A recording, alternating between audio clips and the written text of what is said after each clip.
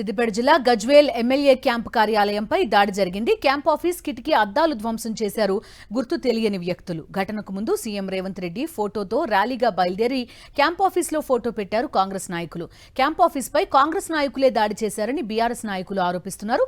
మరోవైపు తాము క్యాంప్ ఆఫీస్లో సీఎం ఫోటో పెట్టడమే తప్ప దాడి చేయలేదు అంటున్నారు కాంగ్రెస్ నాయకులు.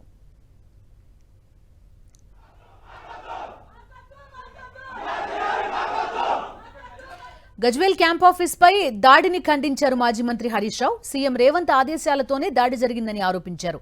ప్రజాస్వామ్యంపై సీఎం చేయించిన దాడి ఇది అన్నారు. ప్రజాపాలన అంటే దాడులు చేయడమేనా అని ప్రశ్నించారు హరీష్ రావు.